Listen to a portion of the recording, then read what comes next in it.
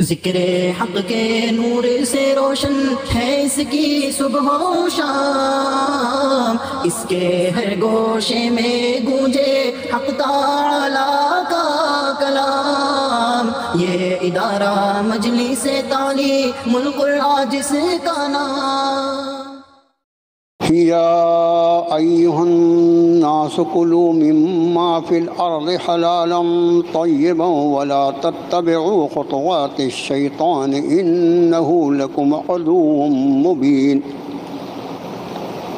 انما یأمرکم بالسوء والفحشاء وان تقولوا علی اللہ ما لا تعلمون۔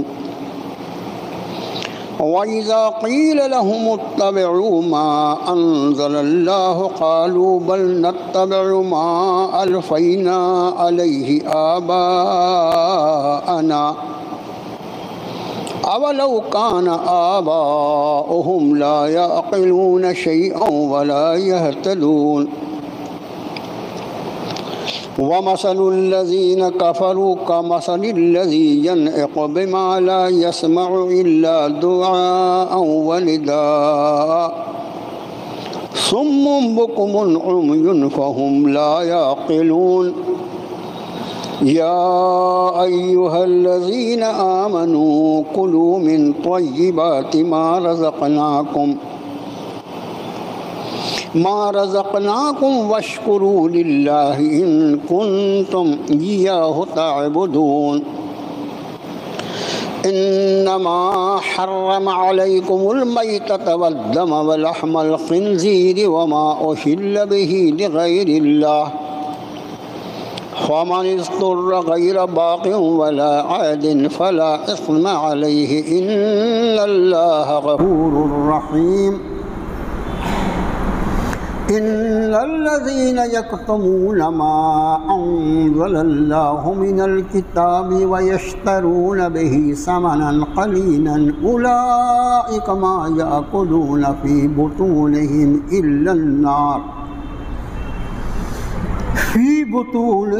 إلا النار ولا يكلمهم الله يوم القيامة ولا يزكيهم وَلَهُمْ عَذَابٌ أَلِيمٌ۔ أُولَئِكَ الَّذِينَ اشْتَرَوُا الضَّلَالَةَ بِالْهُدَى وَالْعَذَابَ بِالْمَغْفِرَةِ ذَلِكَ بِأَنَّ اللَّهَ نَزَّلَ الْكِتَابَ بِالْحَقِّ وَإِنَّ الَّذِينَ اخْتَلَفُوا فِي الْكِتَابِ لَفِي شِقَاقٍ بَعِيدٍ۔ صدق اللہ العظیم۔ آمنت بما انزل اللہ من کتاب۔ قرآن پاک کا دوسرا پارہ، دوسری ہی صورت شریفہ سورۃ البقرہ کا یہ 21واں رکوع ہے جو 9 آیات بینات پر مشتمل ہے۔ اے لوگو، زمین کی حلال اور طیب چیزوں کو، حلال اور پاکیزہ چیزوں کو کھاؤ اور شیطان کے نقش قدم پہ نہ چلو کہ بلا شبہ وہ تو تمہارا کھلا ہوا دشمن ہے۔ در حقیقت وہ تمہیں حکم دیتا ہے برائیوں کا اور بے حیائیوں کا، اور اس بات کا کہ تم اللہ کے ذمے ایسی بات کہو جو تم خود نہیں جانتے۔ اور جب ان سے کہا جاتا ہے کہ تم پیروی کرو اس چیز کی جسے اللہ نے نازل فرمایا، تو وہ کہتے ہیں کہ ہم تو پیروی کریں گے انہی چیزوں کی جس پر ہم نے اپنے باپ دادا کو پایا۔ کیا اگر ان کے باپ دادا کوئی عقل نہ رکھتے ہوں یا ہدایت یافتہ نہ ہوں تب بھی؟ یہ کافروں کی مثال، ان کی مثال اس شخص کی طرح ہے جو پکارے کسی ایسے جانور کو جو نہ کچھ سن سکتا ہو کچھ نہ سن سکتا ہو سوائے پکارنے اور چلانے۔ وہ بہرے ہیں، گونگے ہیں، اندھے ہیں، ان کو بالکل عقل نہیں۔ اے ایمان والو، کھاؤ وہ پاکیزہ چیزیں جو ہم نے تمہیں رزق عطا فرمایا ہے، اور اللہ ہی کا شکر ادا کرتے رہو اگر تم واقعی اسی کے بندے ہو۔ حرام کیا گیا تم پر مردار اور خون اور خنزیر کا گوشت، اور وہ جس پر کسی اللہ کے غیر کا نام پکارا گیا۔ پھر بھی اگر کوئی حالت اضطرار میں ہو جائے، نہیں حکم کو توڑنے کا ارادہ ہو اور نہ ہی لذت دینے کا ارادہ ہو، تو پھر اس پر کوئی گناہ نہیں۔ بے شک اللہ بڑا مغفرت فرمانے والا، بڑا رحم فرمانے والا۔ بے شک وہ لوگ جو چھپاتے ہیں اس چیز کو جو اللہ نے نازل فرمایا کتاب میں، اور اس کے بدلے حقیر مول لیتے ہیں، یہ وہ لوگ ہیں کہ وہ نہیں بھرتے اپنے پیٹوں میں مگر آگ۔ قیامت کے دن اللہ نہ ہی ان سے کلام فرمائے گا اور نہ ہی ان کا تزکیہ فرمائے گا، نہ ہی انہیں گناہوں سے پاک کرے گا، ان کے لیے دردناک عذاب ہوگا۔ یہ وہ لوگ ہیں جنہوں نے ہدایت کے بدلے گمراہی اور مغفرت کے بدلے عذاب خرید لیا، اور جہنم کی آگ پر کتنی ہمت بتا رہے ہیں۔ اس لیے کہ اللہ نے حق کی بنیاد پر کتاب کو نازل فرمایا، اور وہ لوگ جنہوں نے کتاب میں اختلاف کیا وہ بہت دور کی گمراہی، بہت دور زندگی۔ یہ آیات بینات پر مشتمل ہے یہ رکوع، لیکن ترجمہ سماعت فرما کر آپ نے الحمدللہ اس کو محسوس فرمایا ہوگا کہ کیا کچھ مضامین رب تعالیٰ نے اس میں بیان فرمائے ہیں۔ پہلی آیت شریفہ میں عام لوگوں کو، یا ایھا الناس، اے انسانوں، اس لیے کہ اللہ کی ذات جو ہے وہ رب الناس ہے، اور یہی وجہ ہے کہ چونکہ وہ رب الناس اور رب العالمین ہے، اس لیے اس نے اپنے نبی کو بھی رحمت للعالمین بنا کر بھیجا، رحمت للمسلمین نہیں۔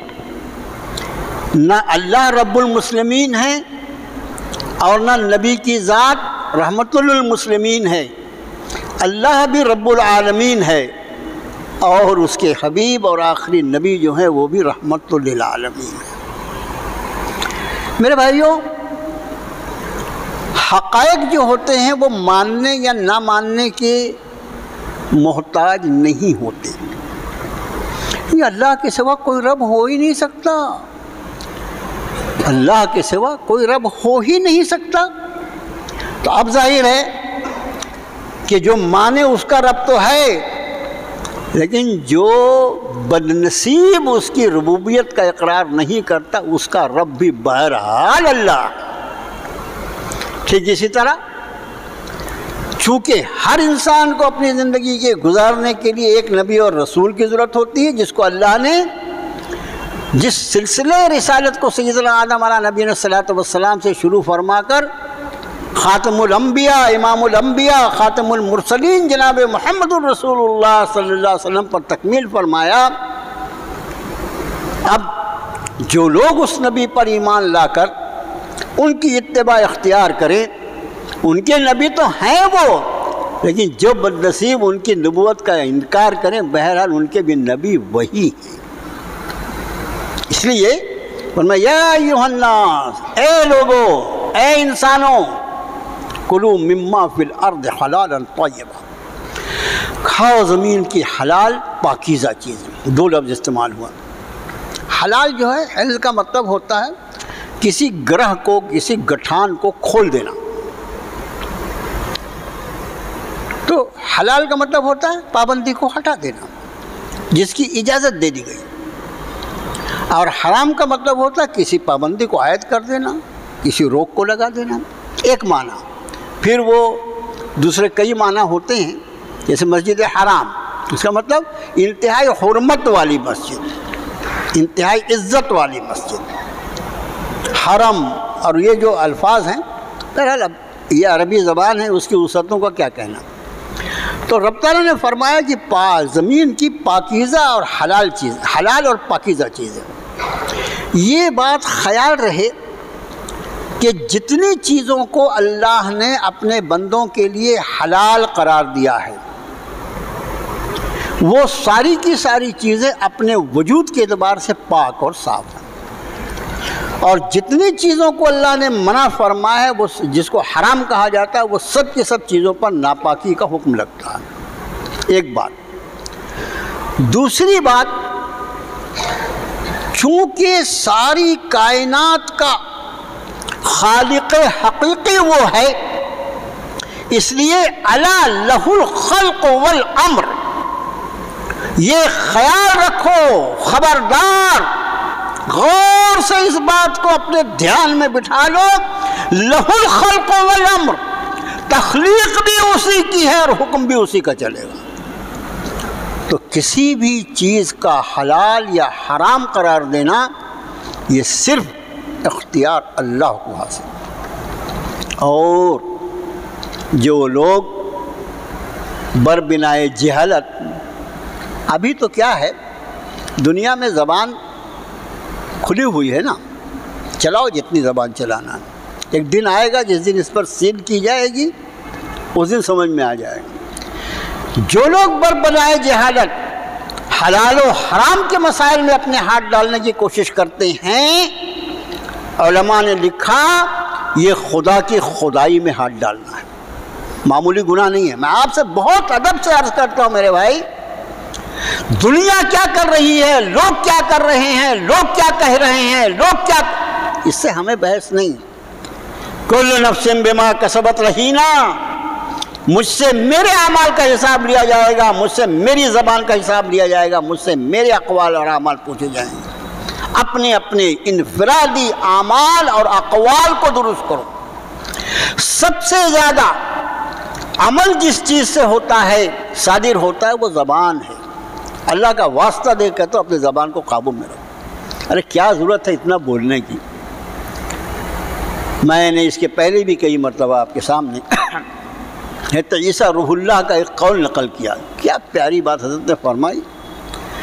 فرمایا اگر گفتگو چاندی ہے تو خاموشی سونا ہے۔ گفتگو اگر چاندی ہے تو عیسیٰ روح اللہ کا قول ہے یہ، اگر گفتگو چاندی ہے تو خاموشی سونا ہے۔ مجھے بتائیے کہ اگر کسی انسان کے سامنے یہ دونوں دھاتیں پیش کی جائیں تو کون عقل مند ہے جو چاندی کو قبول کرے گا؟ اب ضرورت پڑے تو بولے اور بغیر ضرورت زبان نہ چلائے۔ ہمارے ہاں اللہ معاف فرمائے قرآن شریف سے کوئی تعلق نہیں، دین کا علم سیکھنے کی فرصت نہیں، باقی علوم دنیا کے لیے تو زندگی وقف ہے۔ کھانا پینا سونا اٹھنا بیٹھنا سارے آرام کو قربان کیا جا سکتا ہے۔ ڈگری لینا ہے، ڈگری لینا ہے، ڈگری لینا ہے۔ آپ نے کبھی دیکھا کسی ڈگری ہولڈر کے کفن میں اس کی ڈگری بھی رکھ دی گئی ہو؟ رکھنا بھی نہیں، وہ بیچارے ڈگری نہیں، وہ مان کیا ایک رکھتے ہیں، کوئی چیز کفن میں رکھنے کی اجازت نہیں۔ تو اس بات کا خیال رہے کہ حرام اور حلال یہ کلی طور پر اللہ کا اختیار ہے، اور بندوں کا کام اللہ نے جس چیز کی اجازت دے دی اس کا استعمال کرنا، جس چیز سے منع فرما دیا اس سے رک جانا، اسی کا نام بندگی ہے۔ اس سے زیادہ آگے اپنی عقل نہیں چلانے کا۔ تو فرمایا کہ کلوا مما فی الارض حلالا طیبا، کھاؤ زمین کی حلال اور پاکیزہ چیز، حلال جس کی میں نے اجازت دی ہے، اور جتنی چیزوں کی میں نے اجازت دی ہے وہ سب کے سب طیب ہیں، پاک ہیں۔ ولا تتبعوا خطوات، عجیب مضمون ہے، ولا تتبعوا خطوات الشیطان، شیطان کے نقشے قدم پہ مت چلو۔ کھانے پینے کا تذکرہ تھا اور اس میں پھر بعد میں شیطان کا تذکرہ آ گیا، میں اس لیے کہ انہ لکم عدو مبین، وہ تمہارا کھلا ہوا دشمن ہے۔ ہم لوگ ظاہر پرست ہوئیں، ظاہر جو کچھ دکھائی دیتا ہے. بہت سے لوگ بیچارے ایسے مسائل بھی پوچھتے ہیں، ظاہری طور پر جو کچھ ہو رہا ہے اس کے بارے میں زیادہ مسائل پوچھتے ہیں. ہم لوگ ظاہر پرست ہیں، اور اس ظاہر پرستی نے ہمیں باطن پر نگاہ کرنے سے محروم کر دیا ہے. میرے بھائیو، ایک ہمارا جسم ہے، جسم ہے جسم، اس کی بڑی حفاظت کرنی چاہیے، اس کو ضائع نہیں کرنا چاہیے. لیکن اس سے زیادہ قابل حفاظت چیز جو ہے وہ اس جسم کے اندر جو روح ہے نا، وہ ہے. اس لیے کہ اس جسم کی کتنی بھی حفاظت کی جائے، بہرحال یہ مٹی کا ہے، مٹی میں دفن ہو جائے گا. اور یہ روح، اِنَّ إِلَىٰ رَبِّكَ الرُّجْعَىٰ، یہ میرے رب کا حکم ہے، اور اس کو لوٹا کر میرے رب کی بارگاہ میں لے جایا جاتا ہے. تو فکر کس کی ہونا؟ لیکن ہماری ساری فکر ہمارے جسم کی ہے، اور اندر کی جو روح اس کی زیادہ فکر نہیں ہے، زیادہ خبی خیال. اسی وجہ سے دنیاوی اعتبار سے جو تعلقات کی خرابیاں، دوستی، دشمنی، یہ سب چلتا رہتا ہے. دنیا ہے نا، لقد خلقنا الانسان فی کبد. جس رب نے اس انسان کو پیدا فرمایا، اس نے ارشاد فرمایا کہ تحقیق ہم نے انسان کو الجھنوں میں پیدا کیا. الجھنوں میں تو آدمی ناپا جائے گا نا، اس کو پرکھا جائے گا کہ ان الجھنوں میں پڑھ کے وہ اپنے رب کو یاد رکھتا ہے یا بھول جاتا ہے. ان الجھنوں میں لوگوں کی عداوتیں اور دشمنیاں. دیکھو، اس دین میں ہر چیز کی ایک کسوٹی اور ایک حد مقرر ہے. دوستی اور عداوت، ان دونوں کی حد مقرر کی ہے. من احب للہ، من احب للہ، وہ جس نے اللہ کے لیے محبت. یہ شخص مجھے کیوں پسند ہے؟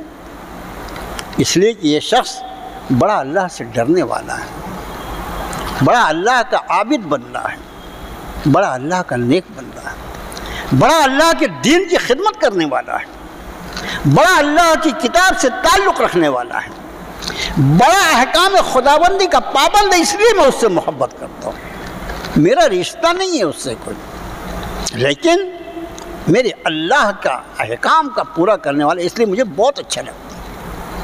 تو حدیث شریف میں آپ نے فرمایا من احب للہ وابغض للہ، اور جس نے اللہ کے لیے عداوت کی، دشمنی کی، ناراض ہوتی.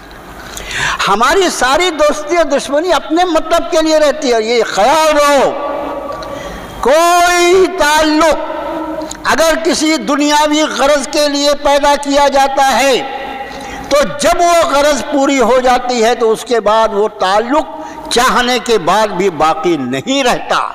مگر جو تعلق اللہ کے لیے، اللہ کے دین کے لیے قائم کیا جاتا ہے، یہ تو ہمیشہ رہنے والا ہے. وہ تعلق بھی مرتے دم تک باقی رہتا ہے. تو اللہ کے رسول صلی اللہ علیہ وسلم فرمایا من احب للہ، جس نے اللہ کے لیے محبت کی، وابغض للہ، اللہ کے لیے ناراض ہو گیا، واعطى للہ، اللہ کے لیے دے دی، ومنع للہ، اور اللہ کے لیے روک دیا، یعنی اللہ کے لیے روک دیا، اس کو نہیں دوں گا میں، یہ اللہ کی نافرمانی کرنے والا ہے، میں اس لیے روک رہا ہوں، میرا جی چاہتا ہے دینے کا، لیکن یہ اللہ کے احکام کی نافرمانی، میں اس کو نہیں دوں.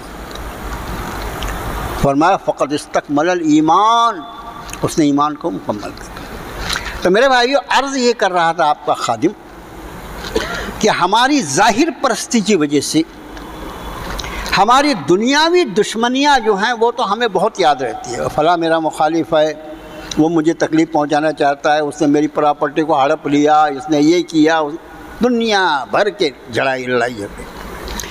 لیکن قرآن جس کو ہمارا کھلا ہوا دشمن، لفظ یہ ہے انہو لکم عدو مبین، یہ شیطان یہ تمہارا کھلا ہوا دشمن ہے. اس لیے کہ جتنی میری آخرت کی بربادی ہو سکتی ہے جتنا میرا آخرت کا نقصان ہو سکتا ہے ان کسی بھی نقصان کو پہنچانے میں یہ مردود کبھی پیچھے نہیں رہتا، ہمیشہ اس کی کوشش ہوتی ہے میرے آخرت کو نقصان۔ دنیا کو نقصان پہنچانا اس کو بہت اچھا نہیں لگتا، دنیا کتنی بھی حاصل کر لینا اس کو اچھا لگتا ہے، جتنی دنیا حاصل کرے گا اتنا آخرت سے غافل ہوگا۔ اس کی ساری کوشش یہ رہتی ہے کہ میں اس کی آخرت کا نقصان کروں۔ دنیاوی دشمن جو ہیں ان کی ساری کوشش ہوتی ہے کہ میں اس کا دنیا کا نقصان کروں۔ یہ جو دنیا کے نقصان کرنے والے ان کا نقصان مجھے کیا نقصان پہنچائے گا، مجھے بھی دنیا چھوڑ کر جانا ہے، اسے بھی دنیا چھوڑ کر جانا ہے، لیکن یہ میرا دشمن جو مجھے آخرت کے اعتبار سے برباد کرنا چاہتا ہے اس کی دشمنی کا مجھے کبھی خیال ہی نہیں آتا۔ میرے بھائیو، جتنے خیر کے کام ہیں ان سارے کاموں میں رکھنا، رکاوٹ ان سے ہٹانا، اس کی ہمیشہ کوشش رہتی ہے۔ اور ان سارے کاموں میں ایک بات عرض کر دوں کہ ساری نیکیوں میں تو ٹانگ اڑاتا ہی اڑاتا ہے، لیکن سب سے زیادہ وہ ٹانگ اڑاتا ہے آدمی کو قرآن کے پڑھنے پڑھانے سے، سننے سنانے سے۔ اس لیے کہ قرآن میں اللہ نے یہ تاثیر رکھی ہے اپنے کلام میں کہ انہم عن السمع لمعزولون، یہ شیاطین جو ہیں اس قرآن کے سننے سے معزول کر دیے گئے ہیں، محروم کر دیے گئے ہیں۔ جہاں تک قرآن کی آواز جائے گی اس آواز کے حدود کے باہر ان کو بھاگنا پڑے گا، اس لیے کہ اللہ نے یہ فیصلہ فرما دیا کہ یہ قرآن نہیں سن سکتے۔ قرآن کے الفاظ ہے سورہ شورا کے، انہم عن السمع لمعزولون، اس قرآن کے سننے سے وہ معزول کر دیے گئے ہیں۔ تو سب سے زیادہ جہاں وہ رکاوٹ ڈالتا ہے وہ قرآن کا سننا سنانا، پڑھنا پڑھانا، اس لیے کہ وہی کتاب ہے جب پڑھی جائے تو پھر وہاں میں پر نہیں مار سکتا، میرا کوئی ٹھکانہ نہیں لگ سکتا۔ اس لیے اس کی دشمنی سے بہت آدمی اپنے آپ کو بہت زیادہ الرٹ رکھے، بہت زیادہ چوکنا رہے کہ یہ میری آخرت کو خراب نہ کرنے۔ اب انداز فرمائیں کہ جو اتنا یعنی خبیث الفطرت ہو کہ رب تعالیٰ کے سامنے یہ بات ارشاد فرمائے کہ قال فبعزتک لأغوینہم اجمعین، تیری عزت کی قسم کھا کر کہتا ہوں میں سب کو اغوا کر لوں، سب کو بہکا لوں گا، الا عبادک منہم المخلصین، سوائے تیرے وہ خالص بندے جو تیرے خالص بندے ہیں، جو تیرے خالص بندے ہیں، بس وہی میرے وار سے بچ سکیں گے۔ باقی یہ جتنے ہیں نا، اس کی پوری نسل جس آدم کو سجدہ نہ کرنے کی وجہ سے تو مجھے راندے درگاہ کر رہا ہے، اور یہ ارشاد فرما رہا ہے کہ ان علیک لعنتی الی یوم الدین، قیامت کے دن تک کے لیے تجھ پر لعنت ہو، مجھ پر قیامت کے دن تک آپ جو مجھ کو ملعون قرار دے رہے ہیں، جس آدم کی وجہ سے اس آدم کی پوری نسل کے لیے میں کہتا ہوں فبعزتک لأغوینہم اجمعین، اے اللہ تیری عزت کی قسم کھا کر کہتا ہوں سب کو اغوا کر لوں، سب کو بہکا لوں، الا عبادک منہم المخلصین، ہاں مگر تیرے خالص بندے۔ رب نے کیا فرمایا؟ قال فالحق والحق اقول، ارشاد فرمایا میں سچ کہتا ہوں اور میں تو ہمیشہ سچ ہی کہا کرتا ہوں، لأملأن جہنم منک وممن تبعک منہم اجمعین، میں سچ کہتا ہوں کہ میں تجھ سے اور جتنے تیرے پیچھے چل کے آئیں گے سب سے جہنم کو بھر کے رکھتا ہوں۔ اب انداز فرمائیں کہ جس نے اس موقع پر کھل کر یہ بات کہی ہے اس سے بڑا کوئی دشمن ہو سکتا ہے؟ تو میرے بھائیو، آج کے درس میں ایک بات جو یاد رکھنے کی وہ یہ، ہم اپنے آپ کو، اپنے بال بچوں کو جو قرآن شریف پڑھا جائے تو قرآن کی روشنی میں انشاءاللہ سارے مضامین ہمارے سامنے آ جائیں گے، اور ہمارے بال بچوں کے سامنے کہ بیٹا سب سے زیادہ جس کی دشمنی سے بچنے کی کوشش کرنا ہے، یہ پاس پڑوس رشتہ دار، یہ میرا مخالف، وہ سب ٹھیک ہے، وہ اپنی جگہ، لیکن اصل دشمن جو ہے یہ تیری آخرت کو برباد کرنا چاہتا ہے، اس سے بچ کے رہنا۔ اب آگے ارشاد فرمایا انما یامرکم بالسوء والفحشاء، وہ تمہیں برائیوں کا حکم کرتا ہے اور فحش بے حیائیوں کا حکم کرتا ہے، وَأَن تَقُولُوا عَلَى اللَّهِ مَا لَا تَعْلَمُونَ، اور اس بات کا حکم دیتا ہے کہ تم اللہ کے بارے میں وہ بات کہو جو تم جانتے ہی۔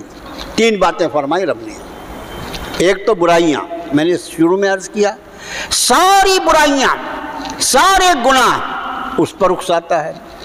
اور الگ سے رب تعالیٰ نے گناہوں میں، حالانکہ فحاشی جو ہے، بے حیائی جو ہے، وہ تو گناہ میں شامل ہے، لیکن وہ عالم الغیب والشہادہ ہے۔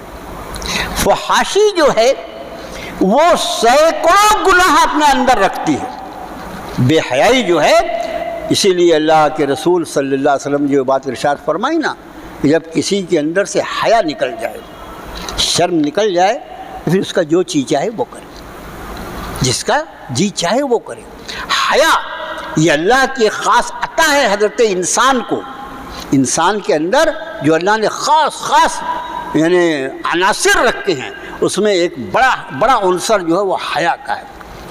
اب آج کا دور جو ہے میرے بھائیوں، بس اللہ ہی جس کو اپنی پناہ میں رکھے وہی بچ سکتا ہے، کوئی نہیں بچ سکتا۔ اور اس موقع پر میں آپ سے عرض کروں، بہت ہی ادب کے ساتھ عرض کرتا ہوں کہ فحاشی کے جو ذرائع ہیں، انہی ذرائع میں کچھ انسان کے فائدے کی چیزیں ہیں۔ اب یہ کہ ذرائع ابلاغ، گفتگو، پہلے جب وہ لینڈ لائن ٹیلی فون ہوتے تھے، گھروں میں ٹیلی فون رکھے رہتے تھے، تو ایک وقت ایسا تھا بھائی ہمارے بچپن میں، ٹیلی فون تو بہت بڑی بات ہے بابا۔ کسی گھر میں سائیکل ہوتی تھی تو وہ بہت بڑی تقدیر، ارے کیا یہ اس کے گھر سائیکل ہے، سائیکل، ایسا دور تھا وہ۔ تو جس کے گھر ٹیلی فون ہوتا تھا تو پورے محلے میں یہ میرا ٹیلی فون آئے گا تو بتائیں کیا؟ ہاں بتا دوں گا۔ اور اب وہی ٹیلی فون جو ہے جب موبائل کی شکل میں آیا، موبائل میں آیا چھوٹا موٹا تھا، جب تک اس میں بات ہوتی تھی، بات سنو، بات کا جواب دو، تو جب تک ٹھیک تھا۔ اب اس کے بعد جب وہ یہ اسکرین ٹچ آ گیا تو ساری بے حیائیاں اس میں لے گئی۔ اور اس کے بعد میں آپ سے عرض کرتا ہوں کہ اس میں کچھ خیر کے بھی پہلو ہیں۔ مومن کا کام یہ ہوتا ہے کہ خیر کی چیزوں کو لے لے اور جو شرور اور نقصان دہ چیزیں ہیں اس سے اپنے آپ کو بچا لے۔ اس لیے کہ مومن فہیم ہوتا ہے، سمجھدار ہوتا ہے، وہ جانتا ہے کیا چیز میرے لیے فائدہ مند ہے، کیا چیز نقصان دہ ہے۔ تو بہت زیادہ اس وقت اور ابھی جو حالات ہیں، جو خبریں ہیں، یہ بچوں اور بچیوں سے وہ موبائل چھین لو، پھر اس کے بعد یہ وہ اس نے پھانسی لگا لی، اس نے جا کے پھوٹالہ میں چھلانگ لگا دی، اس نے جا کے فلانا کری، وہ ریل کے آگے کٹ گیا، گھر چھوڑ کے بھاگ گیا، توبہ توبہ۔ ہر دن کے اخبار دیکھتے میں اور آپ کیا پریشان۔ ایسے حالات میں ایک تو اللہ سے دعا کریں کہ فحاشی سے، بے حیائی سے اللہ ہماری حفاظت۔ میرے بھائیوں، میں آپ سے عرض کروں، یہ ساری چیزیں جو ہیں نا، اس کے ذمہ دار ہم ہیں۔ اگر ہم نے بچپن سے اپنے بچوں کی تربیت اس وقت جب ان کو حیا اور بے حیائی کا فرق ہی نہیں سمجھتا تھا، ایک عمر ہوتی ہے نا بچوں کو، وہ بغیر کپڑے کے گھومتے رہتے ہیں گھر میں، بچہ ہے نا، بچہ ہے، اس کو کچھ تمیز نہیں۔ اس وقت سے اگر ہم نے ان کے تحت شعور میں حیا کو، ان کی تربیت اس طرح کی ہوتی کہ ان کو ہم نے حیا سکھائی ہوتی، تو انشاءاللہ آج یہ بے حیائی ان کے اوپر چھا نہیں سکتی۔ یہ خوب سمجھ لو۔ گھوم پھر کر ذمہ داری ہماری اپنی تربیت پر آتی ہے۔ کیا کیا جائے؟ تربیت میں کھوٹ رہ گئی، کمی رہ گئی، اب بھی موقع ہے۔ لیکن ایک بات خیال رہیں، یہ حقیقت ہے، میں آپ سے عرض کروں کہ بڑے عمر کے بچے یا بچیاں آج سے 40-50 سال پہلے، 50 سال پہلے، یعنی ہمارا بچپن نہیں بلکہ ہماری جوانی تھی 50 سال پہلے، الحمدللہ، اس وقت تک بچوں میں ماں باپ کی فرما برداری کا جذبہ تھا، وہ سر اٹھا کے بات نہیں کرتے تھے۔ لیکن اب اس زمانے کے اعتبار سے وہ جذبہ ختم ہو گیا۔ بچوں پر سختی ہرگز نہ کریں، محبت سے، پیار سے۔ اس لیے کہ میرے بھائیوں، حالات ایسے ہیں کہ کبھی اگر اس نے اپنے گھر سے پیر نکال دیا تو پھر میرے اور آپ کے ہاتھ ملنے کے سوا محبت سے. اور میں آپ سے عرض کروں سختی جو ہے اس کے مقابلے میں محبت بھرا انداز جو ہے وہ ہزاروں پریشانیوں کا علاج کر سکتا ہے. سختی جو ہے وہ کام نہیں آتی. سختی جو ہے وہ آخری درجے میں. آپ دیکھیں دعوت ہے، صبر ہے، الہا و زاری ہے، دعا ہے، ہجرت ہے، اس کے بعد جا کے جہاد ہے. اب انداز فرمائیں کتنے مراحل ہیں. تو خوب یاد رکھیں کہ یہ فحاشی کا لفظ جو یہاں پر آیا کہ شیطان ان کو حکم کرتا ہے برائیوں کا اور بے حیائیوں کا. بے حیائی اتنی عام ہو گئی کہ اب اپنے اپنے گھر کی فکر کریں اور دیکھیں کہ نرمی کے ساتھ ان کے ساتھ کیا معاملہ کیا جا سکتا ہے. اور کوئی چیز اگر ان کے دل کو بدل سکتی ہے تو وہ صرف اللہ کی ذات ہے، اللہ کا امر ہے. ان کو محبت سے سمجھائیں اور اللہ کی طرف ہاتھ اٹھا کر کہیں یا مقلب القلوب یا مصرف القلوب، اے دلوں کے پھیرنے والے، اے دلوں کے بدل دینے والے، دل تیرے قبضہ قدرت میں ہے. میری اولاد، میرا یہ فلاں، اس کے دل سے یہ جو نافرمانی کا جذبہ ہے اس کو نکال دے. الہ العالمین اس کے دل کو تیری طرف دے. یہ بہت ضروری مضمون تھا آج کا جو آپ کے خادم نے عرض کیا. اس کے بعد ارشاد فرمایا کہ وَإِذَا قِيلَ لَهُمُ اتَّبِعُوا مَا أَنزَلَ اللَّهُ قَالُوا بَلْ نَتَّبِعُ مَا أَلْفَيْنَا عَلَيْهِ آبَاءَنَا. جب ان سے کہا جاتا ہے کہ اس چیز کی اتباع کرو جو اللہ نے نازل کیا، یعنی اللہ کا دین، اللہ کی کتاب، اللہ کے رسول، اس چیز کی اتباع کرو. وہ کیا کہتے ہیں؟ قَالُوا بَلْ نَتَّبِعُ مَا أَلْفَيْنَا عَلَيْهِ آبَاءَنَا، ہم تو بس اسی پر چلیں گے جس پر ہم نے اپنے باپ دادا کو چلتے ہوئے پائے. یہ ہمیشہ سے قرآن شریف میں جتنے انبیاء کے تذکرے رب تعالیٰ نے فرمائے، چنندہ چند نبی ہیں بطور خاص، یعنی حضرت نوح علیہ نبی صلی والسلام سے لے کر ساری انبیاء کی اقوام کا جواب نبی کی دعوت میں قریب ایک ہی جیسا ہے کہ ہم نے جس طریقے پر اپنے ماں باپ کو پایا اس کو چھوڑ دیں اور آپ کے کہنے پہ نیا طریقہ اختیار کر لیں. یہ ان کا جواب ہے. رب نے ان کے اس جواب پر ایک سوال فرمایا، ارشاد فرمایا اَوَلَوْ كَانَ آبَاؤُهُمْ لَا يَعْقِلُونَ شَيْئًا وَلَا يَهْتَدُونَ، کیا اگر ان کے باپ دادے جن کے طریقے پر چلنے پر وہ بضد ہیں، اگر ان کے باپ دادے کسی چیز کی عقل نہیں رکھتے ہوں یا ہدایت کے راستے پر نہ ہوں تب بھی وہ انہیں کے راستے پہ چلیں گے؟ کتنا پیارا سوال ہے.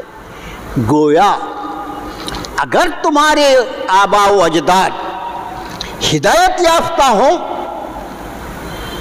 اور ہدایت یافتہ جو ہوتا ہے ظاہر ہے وہ اس سے زیادہ عقل مند کوئی نہیں ہو سکتا. ہدایت یافتہ جس کو اللہ نے ہدایت دے دی اس سے زیادہ عقل کسی کی نہیں ہوتی، اس لیے کہ اس سے بڑھ کر بے وقوف اور بے عقلا کون ہو سکتا ہے کہ کھاتا اپنے رب کا گاتا دوسرے کی ہے. اللہ کا دیا کھاتا ہے، اللہ کی زمین پر زندگی گزارتا ہے، اللہ کی نعمتوں سے بہراور ہوتا ہے اور اپنے رب کو نہیں پہچانتا. اس سے بڑھ کر بے عقلا کون ہو سکتا ہے؟ تو جس کو اللہ نے ہدایت دی، جس نے اپنے رب کو پہچانا، اس سے زیادہ سمجھدار کوئی نہیں ہو سکتا. تو رب نے یہ فرمایا کہ ان کے باپ دادے اگر ہدایت سے دور ہوں اور کسی چیز کی عقل نہ رکھتے ہوں تب بھی انہیں کی پیروی کریں گے.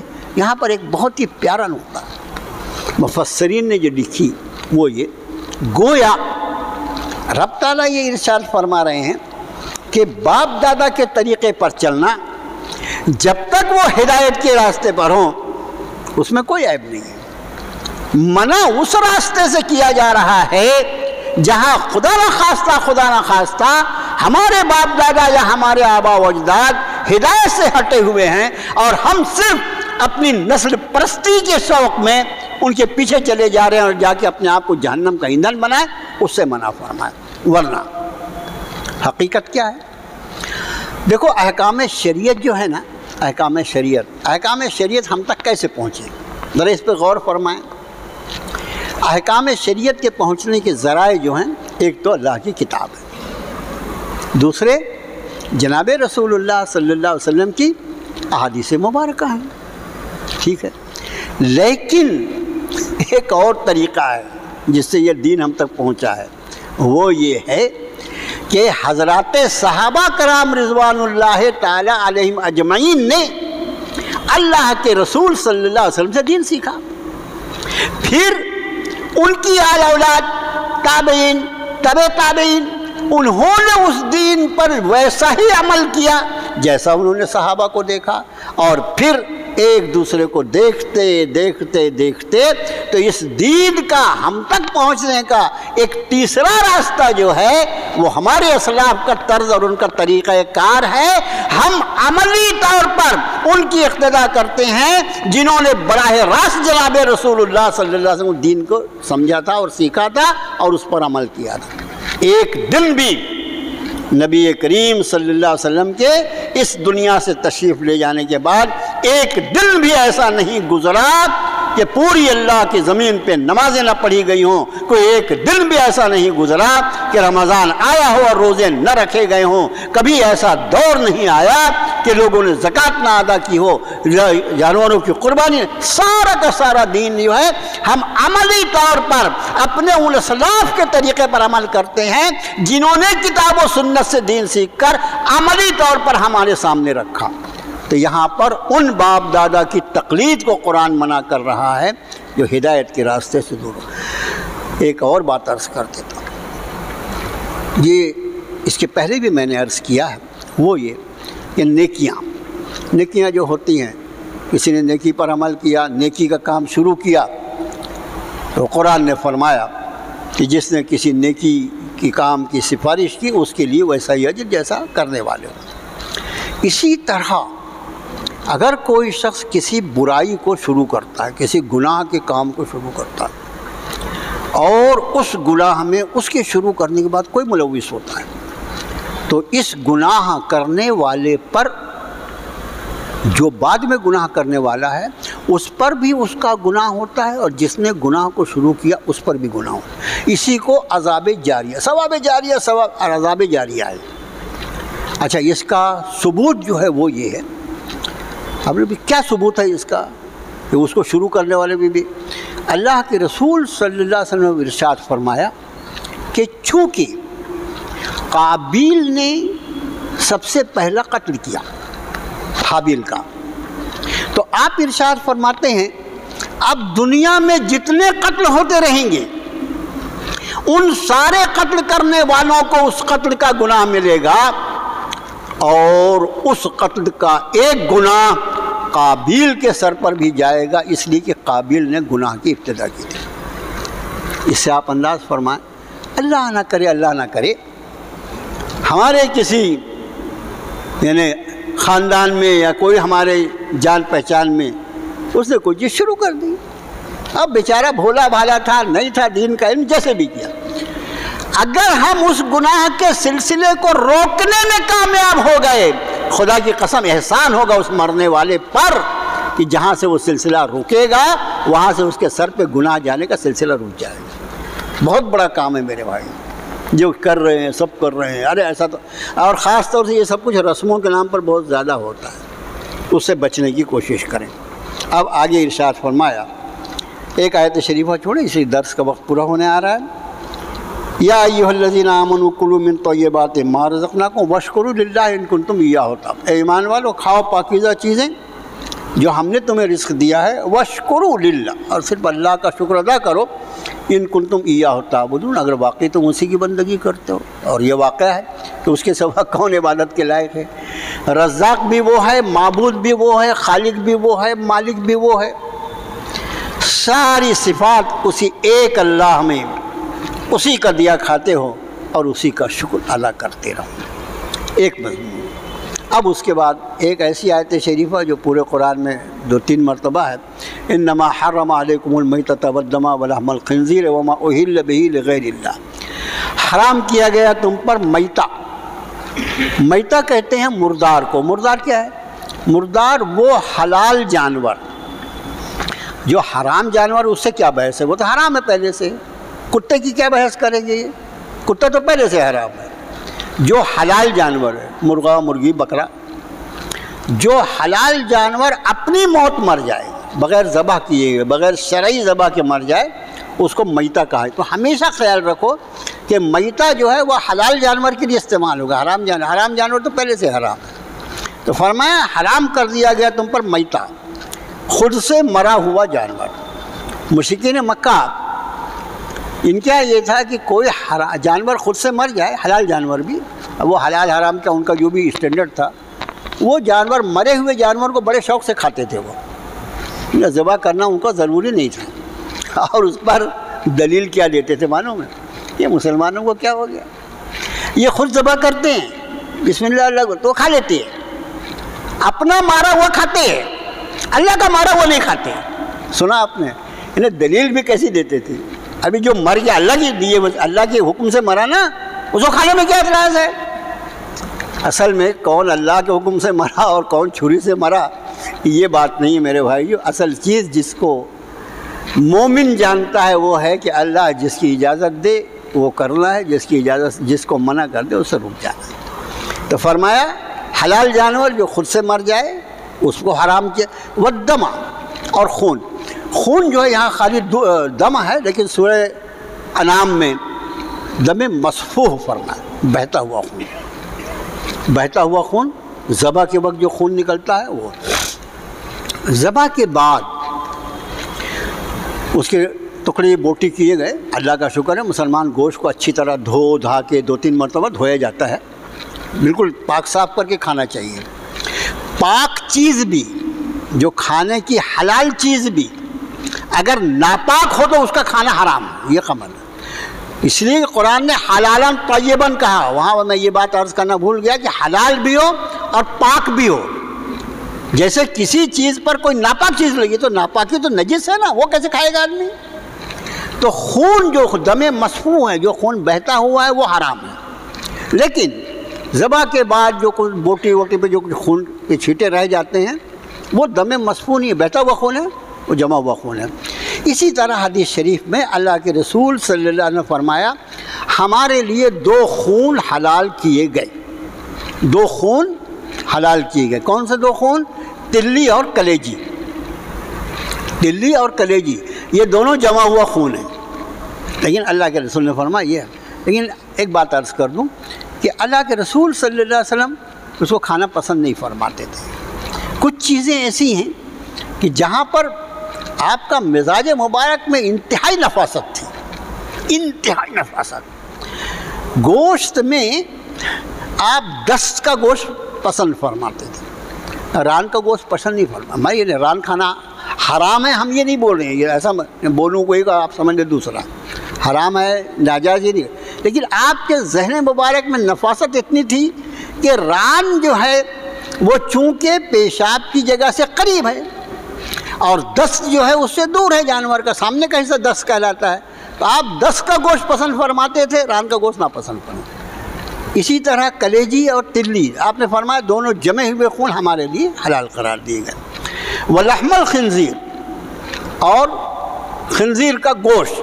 لحم کا لفظ استعمال کیا گیا ہے لیکن سارے مفسرین احادیث مبارکہ کی روشنی میں فرماتے ہیں کہ صرف لحم نہیں بلکہ خنزیر ایک ایسا جانور ہے جس کو نجس عین کہا جاتا ہے شریعت کی زبان میں. اس کی کوئی چیز پاک نہیں ہے اور کسی طرح وہ پاک نہیں ہو سکتی. نجس عین ہے پورا کا پورا، اس کا کوئی حصہ استعمال نہیں کیا. وما اہل بہ لغیر اللہ، اور جس پر اللہ کے غیر کا نام پکارا جائے. یہاں پر جس پر اس پہ مفسرین یہ کہتے ہیں کہ اس سے مراد چونکہ اوپر سے جانور کہتے وہ نا یہ جانور وہ جانور، تو یہ جس پر غیر کا نام پکارا جائے یہ بھی وہ جانوروں کی فہرست میں ہے. مشرکین کا طریقہ یہ ہوتا ہے آج بھی ہے،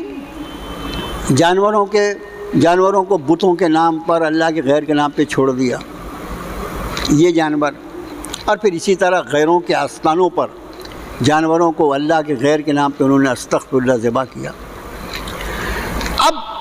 اس میں اس کے ذیل میں ایک مسئلہ سن لیجیے، فقہی مسئلہ، بحر الرائق، بہت مشہور فقہ کی کتاب ہے یہ، اس کے سامنے رکھ کر، اور مفتی محمد شفیع صاحب رحمۃ اللہ علیہ جو مفتی تقی عثمانی صاحب کے والد محترم ہیں، انہوں نے معارف میں اسی آیت شریفہ کے ذیل میں یہ مسئلہ نقل کیا ہے کہ یہ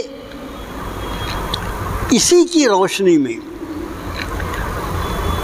غیر مسلم جو اپنے مندروں میں اپنے بتوں کے اوپر کے اتارے چڑھاوے اور کھانے اور مٹھائیاں تقسیم کرتے ہیں، وہ پھر حضرت آگے فرماتے ہیں، اور اسی طرح جاہل مسلمان جو بزرگوں کی قبروں پر مختلف چیزیں چڑھاتے اتارتے ہیں اور اس کو تقسیم کرتے ہیں، یہ سب چیزیں، یہ مفتی محمد شفیع صاحب کا جملہ، میرا نہیں، یہ ساری کی ساری چیزیں اسی کی ذیل میں آتی ہیں، اور یہ سب کی سب چیزیں ان کا کھانا نہیں، ان کا خریدنا، ان کا بیچنا، ان کا کھانا، کسی کو کھلانا، سب کا سب حرام۔ سمجھے آپ؟ کسی بھی چیز میں جو اللہ کے غیر کے نامزد کر دی جائے، قطعاً اس کا استعمال نہیں کیا جا سکتا، اشد حرام ہے، اسے بچے۔ پھر نیاز غیر اللہ کی کیا گنجائش رہے گی بھائی؟ کچھ رہ جائے گی؟ خوب سمجھ لو میرے بھائیوں، میں نے شروع میں عرض کیا دنیا کیا کر رہی ہے اس کے بحث میں مت پڑو بھائی، دنیا تو بہت کچھ کر رہی ہے۔ ایک طبقہ تو ایسا ہے جس نے بیچارے نے کپڑے ہی اتار دیا، تو اس کو کیا کریں گے ہم؟ تو یہاں پر نیاز غیر اللہ، اللہ کے غیر کی نیاز، اس کا کیا گنجائش نکل سکتی ہے جب ہمارے فقہا نے اور ہمارے علماء نے، ہمارے بزرگوں نے اس طرح کی تشریحات، وہ بحر الرائق پرانی کتاب ہے فقہ کی، اس نے ساری تفصیل دی ہوئی ہے۔ اب ارشاد فرمایا فمن اضطر غیر باغ ولا عاد، مگر جو مضطر ہو یعنی جو مجبور ہو جائے، کیسا مجبور؟ اس کی جان پر بن گئی ہے، یہ حرام چیز ہے، اس کے سوا کچھ ہے ہی نہیں، اور اگر یہ اس کو نہ کھلائی جائے تو وہ مر جائے گا، وہ نہ کھائے تو مر جائے گا، اس کی جان پہ بن گئی ہے، اس کو حالت اضطرار کہتے ہیں۔ جو حالت اضطرار میں ہو، غیر باغین ولا عادن، نہ اس کا ارادہ اللہ کے احکام کو توڑنے کا ہو اور نہ ضرورت سے زیادہ استعمال کرے، اتنا ہی استعمال کر سکتا ہے جس سے اس کی جان بچ سکتی ہے، پیٹ بھر کے نہیں کھانا ہے۔ فرمایا فلا اسم علیہ، اگر کوئی شخص اپنی جان بچانے کے لیے ایسی چیزیں جس کے لیے قرآن نے جس کو حرام قرار دیا ہے، جان بچانے کے لیے اگر اس کو حالت مجبوری میں کھا لیتا ہے تو فلا اسم علیہ، اس پر کوئی گناہ نہیں، وہ اس کے لیے حلال ہو گئی۔ یہ نہیں، ہمارے یہاں ایک کہاوت ہے، ارے بھائی یہ مجبوری میں تو حرام بھی حلال ہو جاتا ہے، حرام حلال ہو جائے گا؟ یہ اللہ نے جس کو حرام کیا ساری دنیا مل کے اس کو حلال کر لے وہ حلال نہیں ہوگی، اور جس کو اللہ نے حلال کیا ساری دنیا مل کے حرام کرے حرام نہیں ہوگی۔ کوئی حرام اور حلال بدلتا نہیں، وہ اللہ کا حکم ہے۔ فرمایا فلا اسم علیہ، واضح کر دیا، صرف اس کو اتنی رعایت مل جائے گی کہ اس حرام کے استعمال کا جو گناہ ہونا تھا اس گناہ سے اللہ اس کو بچا لے، بس اتنا ہوگا، مجبوری کے درجے میں اس گناہ سے وہ بچا لیا جائے گا۔ ان اللہ غفور الرحیم، بے شک اللہ بڑا مغفرت فرمانے والا، رحم فرمانے والا ہے۔ یعنی یہ سارے مسائل میں جو آسانی دی وہ اس کی مغفرت اور اس کی رحم و کرم کا سرچشمہ ہے کہ انسان ہے، اس کی ضروریات کے اعتبار سے اپنے قانون میں رعایت بھی دے دی کہ جب تیری جان پہ بن جائے تو اتنی کی اجازت دیتا ہوں، اتنا استعمال کر سکتا ہے، اس کا تجھ پہ گناہ نہیں ہوگا۔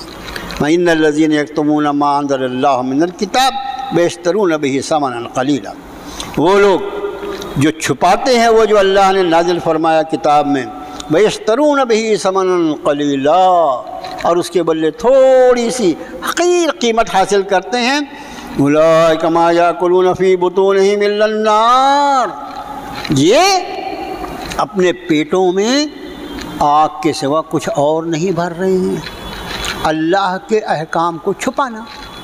اس کے ذیل میں علماء فرماتے ہیں اللہ کے احکام کو چھپانا اور اللہ کے احکام میں رد و بدل کر دینا۔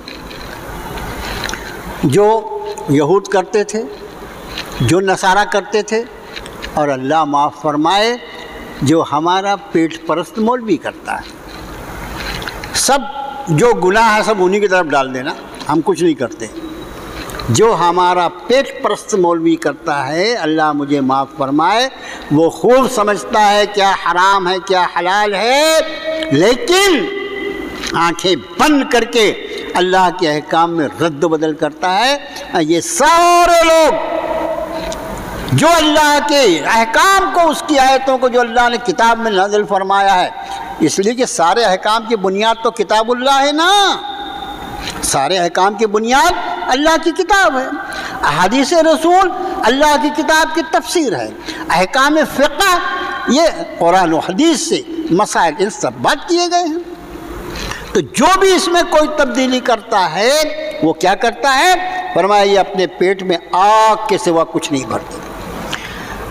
بظاہر تو وہ پیسہ لے رہا ہے، لیکن حقیقت اس کی جو ہے فرمایا وہ آگ بھر رہا ہے اپنے پیٹ میں۔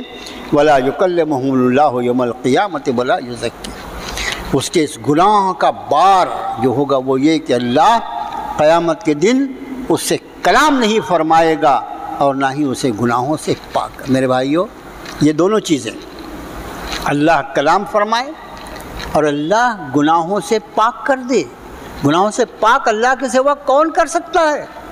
یہ ایسی ضرورت ہے، ہر بندے بشر کی ضرورت ہے کہ میرا اللہ مجھے میرے گناہوں سے پاک فرما دے۔ وَلَهُمْ عَذَابٌ عَلِيمٌ، ان کے لیے دردناک عذاب۔ اللہ کے احکام کو چھپانا، بعض لوگ بیچارے ایسے ہوتے ہیں بھی ذرا حکمت کا تقاضا یہ ہے، حکمت ایسی کہ اللہ کی کتاب، اللہ کے نبی کی سنتیں، ان سب کا شیرازہ بکھر جائے اور تمہارے حکمت کے تقاضے پورے نہ ہوں۔ کیا بات ہے، یہ نہیں چلتا۔ خوب سمجھ لو، اللہ کے احکام بیان کرنے کے لیے ہیں، وہ عمل پیرا ہونے کے لیے ہیں۔ ہماری کوئی حکمت، ہمارا کوئی فائدہ نقصان جو ہے اسے بحث نہیں کرتا، اللہ کے احکام بیان کر دینے کے لیے ہیں اور اس پر عمل پیرا ہونے کے لیے ہیں۔ اب آگے کی آیت شریف میں فرمایا اولئک الذین اشتروا الضلالۃ بالہدی، یہ وہ لوگ ہیں جنہوں نے ہدایت کے بدلے گمراہی خریدی۔